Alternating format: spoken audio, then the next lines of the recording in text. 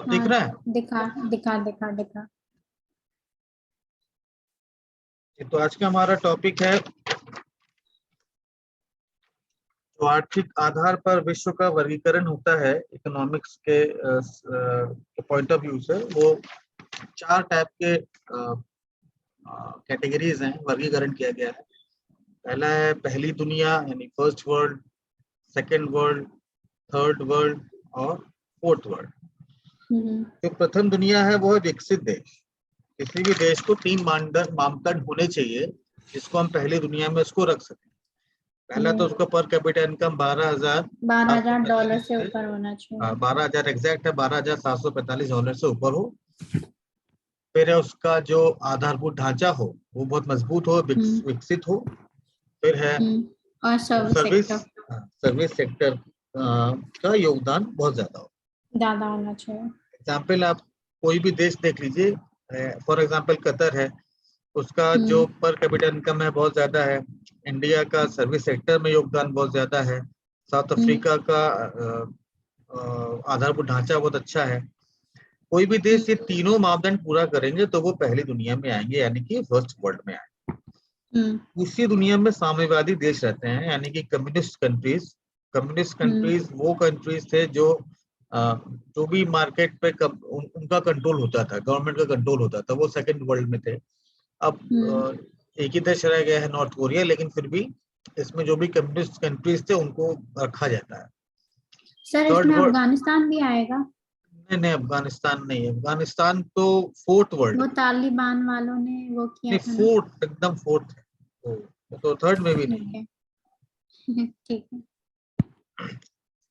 फिर हम थर्ड पे आएंगे। थर्ड है कि जो विकासशील देश हैं, ठीक है, वो उसमें रहते हैं। और चौथा है जो इन सब में भी नहीं होता और सब कुछ आयात करता है। तेल आयात करता है तो तेल के दाम बढ़ते हैं तो उसकी इकोनॉमिक स्ट्रक्चर खराब हो जाता है। तो ये चौथी दुनिया में आते हैं। ये 4 वर्गीकरण है जिसमें हम देश का वर्गीकरण करते हैं। हम है थर्ड वर्ल्ड। फिर हम देखते हैं कि कितने टाइप की इकोनॉमी होती है। एक मार्केट बेस्ड है, कंट्रोल्ड है और एक मिक्स्ड। मार्केट बेस्ड यानी कि वो इकोनॉमिक जो कोई देश अपनाए जिसमें कि ज्यादातर चीजें हैं वो थर्ड पार्टी या प्राइवेट को दिया गया है, गवर्नमेंट का पार्टिसिपेशन बहुत मिनिमम है। तो इसमें फायदे क्या है? फायदे ये है कि कंपटीशन बेस्ड होता है तो लोगों को सर्विस अच्छी मिलती है। मान लीजिए सारे बैंक प्राइवेट हो जाएं तो आपको सर्विस अच्छी मिलेगी। हाँ जी। लेकिन प्राइवेट बैंक अब इसका नुकसान भी यही है कि वो गरीबों के लिए खाते नहीं खोलती। आप 5,000 रुपए, 1,000 रुपए लेके जाइए, हाँ 1,000 रुपए लेके जाइए, अकाउंट नहीं खोलेगी। तो मार्केट बेस्ड में ये तो है कि डेवलपमेंट बहुत फास्ट होता है, लेकिन कुछ घाटे भी उसके हैं। गवर्नमेंट का कंट्रोल नहीं है तो फिजिकल डिपॉजिट बढ़ता है इससे, क्योंकि प्राइवेट कंपनियों को अपने मुनाफे से मतलब होता है, तो मुनाफाखोर होते हैं। तो मार्केट बेस्ड में डेवलपमेंट है लेकिन नुकसान भी उसका। अब इसके एग्जाम्पल कौन कौन से देश हैं? जैसे कि विकसित देश जो भी हैं, जैसे आपके अमेरिका हो गया, यूरोप हो गया, ऑस्ट्रेलिया, न्यूजीलैंड, जापान, सिंगापुर और भी बहुत सारे देश। अब आते हैं हम कंट्रोल्ड में। कंट्रोल्ड में आते हैं, कंट्रोल्ड यानी नियंत्रित या साम्यवादी अर्थव्यवस्था। कंट्रोल्ड और कम्युनिस्ट इकोनॉमी। ठीक, इसमें एक चीज और जोड़ लीजिएगा, कंट्रोल्ड एंड कम्युनिस्ट और कम्युनिस्ट इकोनॉमी को। ठीक है, डन। ये आपका और कम्युनिस्ट होगा। ठीक है, तो इस प्रकार की अर्थव्यवस्था में समस्त आर्थिक कार्य सरकार द्वारा संपन्न किए जाते हैं। निजी क्षेत्र का अर्थव्यवस्था में कोई स्थान नहीं होता। और काला बाजारी यानी ब्लैक मार्केटिंग, ज्यादा प्रॉफिट लेना या डंप करना, तो इसमें पूरा कंट्रोल गवर्नमेंट का रहता है। ठीक है, तो लेकिन इसमें घाटा कैसे होता है? क्योंकि मुनाफा कम होता है तो कोई भी कंपनी या फिर बचत नहीं हो पाती। बचत नहीं हो पाती तो उसमें टेक्निकल अपग्रेडेशन नहीं हो पाता क्योंकि पैसे नहीं होते। फिर कंपटीशन कम हो जाता है। तो इन सब चीजों को मिलाकर जो है वो डेवलपमेंट देश का जल्दी नहीं हो पाता है। लेकिन इसमें आम जनता को जो है फ्री की बहुत चीजें मिलती हैं, कमी किसी चीज की जैसे नहीं होती है। राशन, दाल, पानी, राशन राशन ये है। स्कीम्स। भारत में बहुत अच्छा सिस्टम है, अभी बताता हूँ मैं आगे। तो इसका एग्जाम्पल है जैसे भूतपूर्व सोवियत संघ, यूएसएसआर, हाँ। पूर्वी यूरोप के देश हो गए जैसे east Germany, Poland, Austria, Czechoslovakia, Yugoslavia, Bulgaria, Romania, Hungary, ये सब जो देश है वो कंट्रोल्ड हैं, इनमें ज्यादातर चीजें गवर्नमेंट कंट्रोल करती है। तो तीसरा आता है मिक्स्ड में। मिक्स्ड हमारा देश इसको यूज करता है। तो इसका जो कॉन्सेप्ट था वो जॉन मेनार्ड, इनका कॉन्सेप्ट था। मिक्स्ड इकोनॉमी का कॉन्सेप्ट जॉन मेनार्ड ने दिया था, जिसमें क्या होता है कि गवर्नमेंट और प्राइवेट सेक्टर दोनों साथ साथ काम करते हैं। जैसे भारत में टाटा स्टील है और प्राइवेट सेक्टर SAIL सेल भी है, BSNL है, एयरटेल भी है। तो इसमें कंट्रोल रहता है, मतलब प्राइवेट अगर मनमानी करे तो गवर्नमेंट उसको कंट्रोल कर सकती है। तो भारत में मिक्स्ड इकोनॉमी है। अब हम देखेंगे इसमें कि इसके अलग अलग स्टेप्स क्या थे, चरण क्या, कौन कौन से इसके अलग अलग स्टेजेस थे। ठीक है। तो 1000 ईस्वी में विश्व का जो GDP था, 1000 ईस्वी की बात हो रही है, विश्व का GDP था वो 30% भारत के पास था। 30% भारत के पास था। भारत की समृद्धि का कारण यहाँ की कृषि और हस्तशिल्पकारी थी। ठीक। तो तीन टाइप की श्रेणियां थी हमारे देश में उस टाइम। बैंकर थे, बैंकर या महाजन, ठीक है, व्यापारी और कारीगर यानी कि वर्कर्स। ठीक। तो अगर हम श्रेणी देखें तो श्रेणियों के द्वारा धन का सबसे ज्यादा हिस्सा वितरण हो जाता था, क्योंकि इतने सारे अलग अलग कैटेगरीज थे, महाजन थे, व्यापारी थे, कारीगर थे। 1717 में विश्व का एक चौथाई धन भारत के पास था। सोचो। अच्छा, होल वर्ल्ड का? पूरे वर्ल्ड का। लेकिन जब ब्रिटिश में फैक्ट्री सिस्टम चालू हो गया, फैक्ट्री आने लगे, तो क्या सारे प्रॉफिट एक ही हाथ में चले गए, जिसकी फैक्ट्री उसके हाथ में चला गया। तो ब्रिटिश काल में भारतीय अर्थव्यवस्था को 3 चरण में बांट सकते स्टैंडर्ड। पहला है 1757 टू 1813, इसको हम वाणिज्यवाद कह सकते हैं। ठीक, वाणिज्यवाद। द्वितीय चरण हमारा है मर्केंटाइलिज्म। अच्छा, ठीक है। द्वितीय चरण था 1813 से 1858। ये फ्री ट्रेड, मुक्त व्यापारवाद, फ्री ट्रेड, मुक्त व्यापारवाद, फ्री ट्रेड। और तीसरा चरण था 1858 से 1947। अभी अच्छा, 1900 नहीं, ब्रिटिश काल के रैंक बता रहा हूँ। इसमें था वित्तीय पूंजीवाद। पूंजीवाद मतलब कैपिटलिज्म। पूंजीवाद मतलब कैपिटलिज्म। यहाँ पे जो भी कंपनीज हैं वो पैसा रखेंगी, यानी कि इक्वल डिस्ट्रीब्यूशन का कोई मतलब नहीं है। अब देखते हैं वाणिज्यवाद के बारे में। ठीक है, इसको हम कहते हैं मर्केंटाइलिज्म। ठीक है, इसका मतलब है कि भारत में हस्तशिल्प को नष्ट कर दिया गया, जो व्यापारी वर्ग था छोटा मोटा, बर्बाद कर दिया गया इसको। तो ब्रिटिश उत्पादों को भारत में भर दिया गया। ये पहला स्टेज था। ठीक है। दूसरा स्टेज था फ्री ट्रेड, जो मैंने बताया। इसमें दूसरी ब्रिटिश कंपनियों को भारत में व्यापार करने को दिया गया। तो धीरे धीरे इंडिया की इकोनॉमी और खराब होती गई, क्योंकि बाहर की कंपनियां आई, यहाँ से माल बनाया, यहाँ का सामान यूज किया और बाहर एक्सपोर्ट कर दिया। यहाँ तक कि उस टाइम में जो कपड़े पहनने पड़ते थे भारतीयों को, वो भी इंडिया बनाती थी, लेकिन बाहर की कंपनी का खरीदना पड़ता।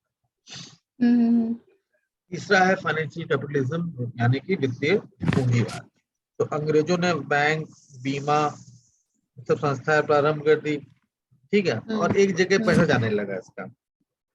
आज भी देखिए जो इंश्योरेंस कंपनीज हैं, कितने लोग इंश्योरेंस क्लेम करते हैं, ज्यादा नहीं, तो एक जगह पैसा इकट्ठा होता जाता है। भारत सुई से लेकर जहाज तक सब कुछ आयात करता था, नहीं इंपोर्ट करता था, सुई से लेकर जहाज तक।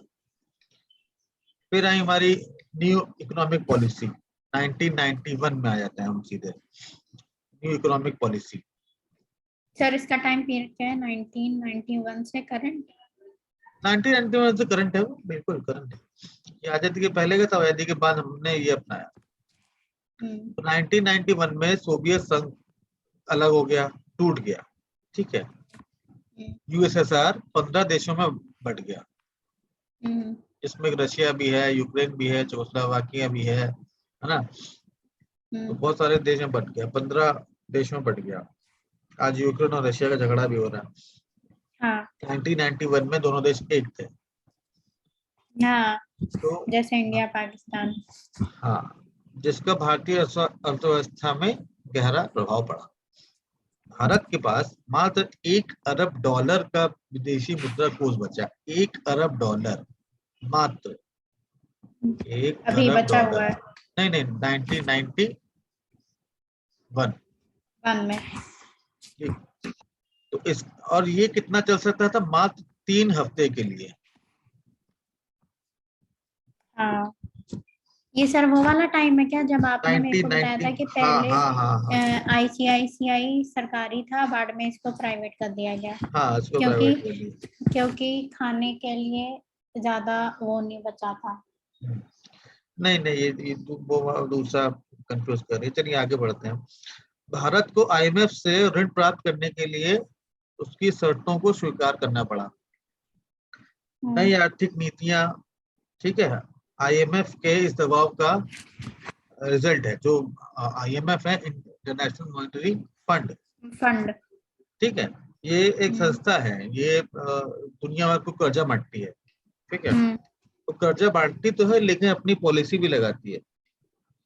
तो लेकिन अब मजबूरी थी भारत के पास, तो इन्होंने क्या किया कि 3 शब्द मैं बताता हूँ इसमें कौन कौन से आए।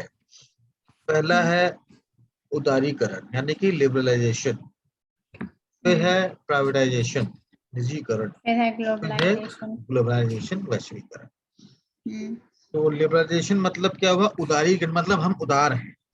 इसका मतलब यह है कि नियमों को सरल बनाना, इजी, लाइसेंस सिस्टम इजी करना, परमिट सिस्टम इजी करना, डायरेक्टिविज्म, लाल फीताशाही, यानी कि अफसरशाही थोड़ा कम करना। पहले 150 एनओसी की जरूरत पड़ती थी एक बिजनेस खोलने के लिए, 150 एनओसी। अच्छा। तो ऑब्जेक्शन सर्टिफिकेट 150। बाद में संख्या घटाई गई धीरे धीरे और सिंगल विंडो सिस्टम लागू किया गया, एक ही विंडो में जाओ सारे काम। फिर आता है हमारा प्राइवेटाइजेशन। प्राइवेटाइजेशन सबको पता ही होगा।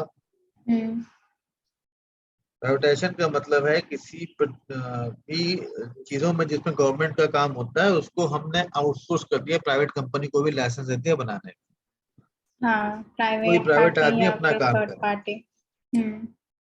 तो इससे क्या हुआ कि प्रतिस्पर्धा और जो वर्क कल्चर का भी डेवलपमेंट होता है। अगर 2 कंपनियां हैं, 2 कंपनियां मान लो कि साबुन बना रही हैं या कुछ और बना रही हैं, तो उसमें क्या होगा कि हर कंपनी सोचेगी कि हमारा प्रोडक्ट बिके तो हम अच्छी पैकेजिंग करेंगे, हम अच्छा सामान अच्छा देंगे। तो कंपटीशन के चक्कर में अच्छा माल मिल जाता है आम जनता को, तो कुछ फायदे भी हैं इसके।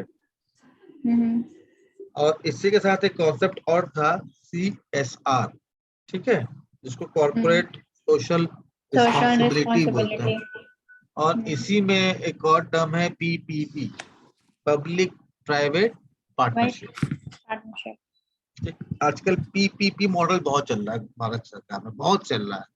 उसका कारण है कि जो गवर्नमेंट की संस्थाएं जो हैं जो थोड़ा कम काम कर पा रही हैं या आउटपुट अच्छा नहीं दे पा रही है, उसको प्राइवेट के हाथों में थोड़ा सौंप देना, यानी कि मैनेजमेंट गवर्नमेंट का रहा, प्राइवेट को प्रॉफिट दिया, प्राइवेट ने अपना पैसा लगाया और काम हुआ। जैसे कि हाईवेज जो है भारत में, वो पीपीपी मॉडल में बनता है। वो क्या करती है, रोड बनाती है, फिर एक कंपनी को बेच देती है, ठीक है, और उससे वो पैसे लेते रहती है, साल साल के उसका अपना गवर्नमेंट का सेट है, उससे पैसे लेती है। मेंटेनेंस का काम कंपनी का हो जाता है, वो अपना पैसे रखती है और मेंटेनेंस करती है। तो गवर्नमेंट का एक झंझट ये खत्म हो जाता है कि हमें सड़क टूट गई है, हमें बनाना है। पीपीपी का सबसे अच्छा काम हो रहा है हमारे देश में, जो हाईवेज में जो काम हो रहा है, उसमें बहुत ही अच्छा काम हो रहा है।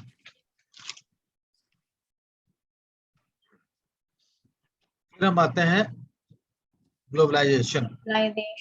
ग्लोबलाइजेशन एक विश्व को आर्थिक रूप से एक इकाई मानते हुए, ठीक है, समस्त प्रतिबंधों को समाप्त करते हुए अन्य देशों को आयात, निर्यात और निवेश के अवसर प्रदान करना ही ग्लोबलाइजेशन। ग्लोबलाइजेशन मतलब ये नहीं कि हम गए बाहर से सामान ले आए, कोई यहाँ से हमारा दोस्त अमेरिका से आया, हमसे कुछ लेके चला गया। इसका मतलब है कि हम किसी को बिजनेस करने के लिए उसको पूरी अपॉर्चुनिटी दें, ठीक है, उसको कहते हैं ग्लोबलाइजेशन। तो ग्लोबलाइजेशन के बाद भारत का विश्व व्यापार में योगदान 2.5% हो गया, 2.5% हो गया, बहुत है। पहले 0.4 था। ऑल ओवर द वर्ल्ड या India? All over the world, नहीं ग्लोबल है तो ऑल ओवर द वर्ल्ड ही होगा।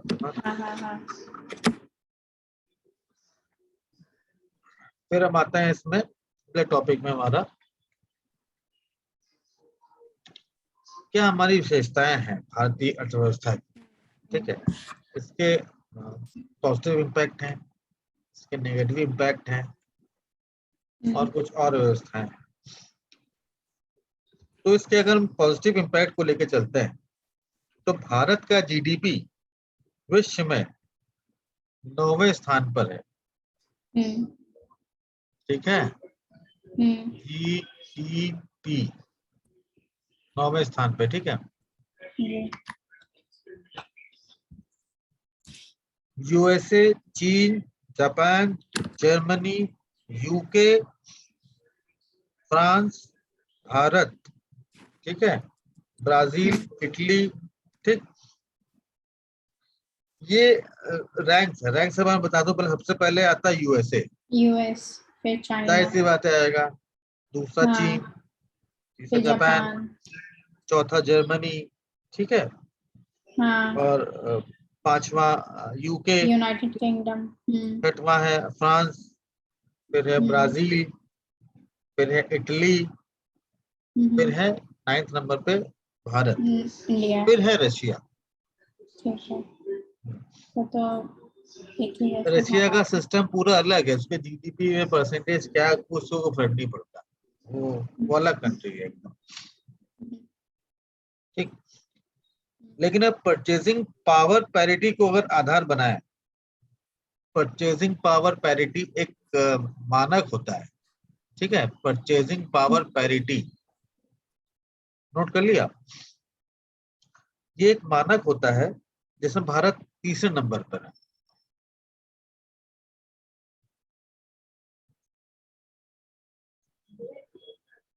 इसका मतलब है कि आदमी को मार्केट में सामान खरीदने का या कोई चीजें या वस्तु खरीदने की कैपेसिटी कितनी है। तो ओवरऑल एक रैंकिंग में देखा जाए तो भारत विश्व का तीसरा ऐसा देश है जहां के लोग अच्छी खरीदारी कर लेते हैं, जेब में पैसा होता है, ठीक है। फिर इसका एक और लक्षण है सकारात्मक, विश्व की 20 प्रमुख अर्थव्यवस्थाओं में भारत की विकास दर सबसे ज्यादा है। टॉप 20 देशों को उठा लें तो भारत का जो डेवलपमेंट वो है जीडीपी है, सर्वाधिक तेजी से बढ़ रहा है। अच्छा। भारत उन 3 देशों में है, चाइना, यूएस, वियतनाम और इंडिया, सीबीआई, ठीक है, ये उन 3 देशों में है जो लगातार 8% से अधिक का विकास दर प्राप्त कर रहे हैं, ठीक। विदेशी मुद्रा कोष की दृष्टि से भारत विश्व में 7वां स्थान रखता है।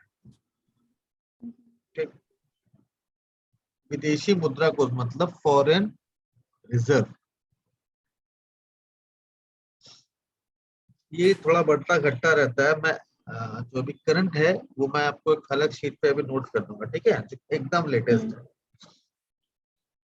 प्रोफेशनल्स की दृष्टि से भारत का विश्व में 3रा स्थान है। प्रोफेशनल मतलब और कितने लोग यहाँ के प्रोफेशनल सर्विस सेक्टर से जुड़े हुए हैं, जैसे डॉक्टर, प्रोफेसर, इंजीनियर, है ना, साइंटिस्ट।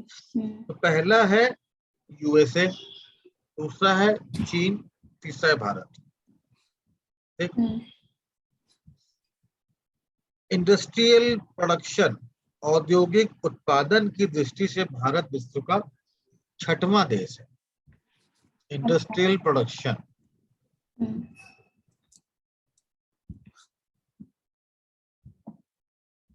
ठीक है। भारत से बाहर रह रहे भारतीयों द्वारा 70 अरब डॉलर से ज्यादा पैसा भेजा जाता है भारत। इस साल कुछ कम हुआ है, 70 अरब डॉलर, मिलियन डॉलर, जो बाहर रह के काम करते हैं और इंडिया में बाद में पैसे भेजते हैं। हाँ, भारत में पैसे कर देते हैं। भारत का सबसे बड़ा फायदा क्या है कि भारत में लेबर सस्ता है, ठीक है। और सबसे सस्ता पूरे ऑल ओवर द वर्ल्ड में बांग्लादेश है। अब इसके नकारात्मक लक्षण देख लेते हैं, ठीक है। सुरेश तेंदुलकर समिति, एक सुरेश तेंदुलकर थे, उनकी एक समिति थी जिसके अनुसार 22% भारतीय गरीबी रेखा से नीचे, यानी कि पीपीएल है, बिलो पॉवर्टी लाइन।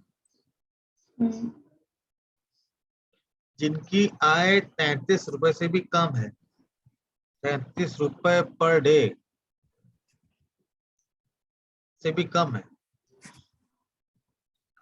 और ग्रामीण क्षेत्र में 27 रुपए से भी कम है, ठीक है। संयुक्त राष्ट्र संघ यूएनओ ने $1.9 प्रति व्यक्ति अगर आय आपकी कम है तो उसको हम कहते हैं कि ये बिलो पॉवर्टी लाइन है, ठीक है। तो इसके हिसाब से लगभग, अगर इस हिसाब से देखो तो लगभग 30% भारतीय गरीब है। तो नकारात्मक लक्षण पड़ा। भारत का पिछड़ा हुआ आधारभूत ढांचा, उसकी कमी है, बेसिकली यही है। हमारे पास कुशल श्रम यानी कि टेक्निकली स्किल्ड लेबर हमारे पास बहुत कम है, ठीक है।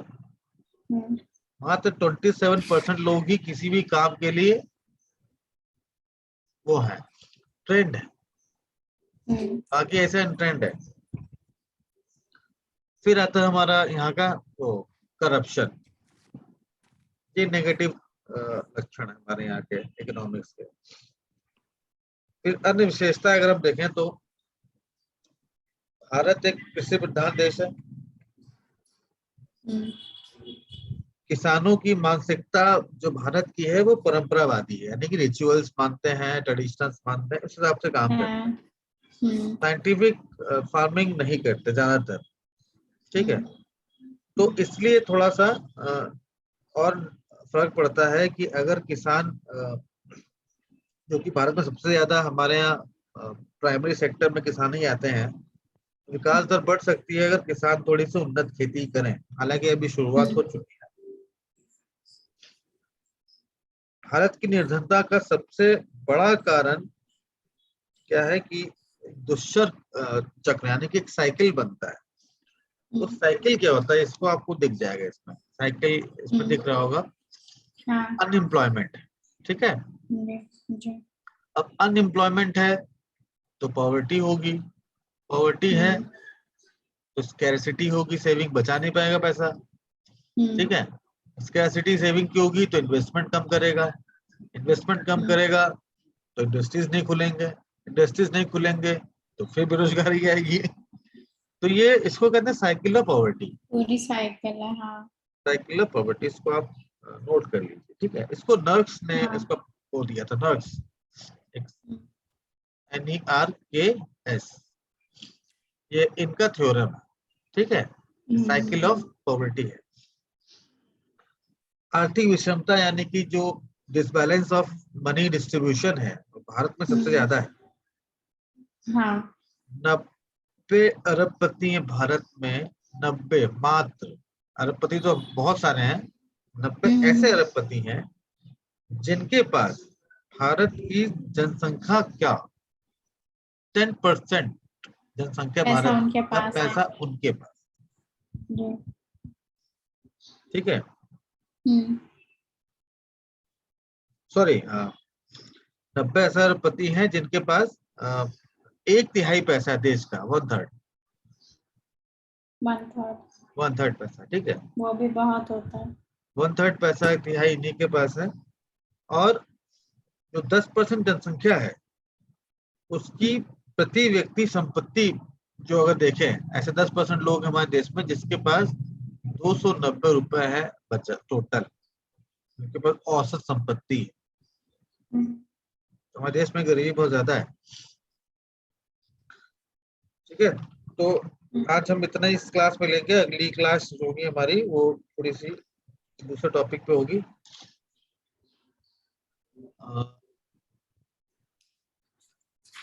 सर मैं एक चीज पूछूं? हाँ बिल्कुल।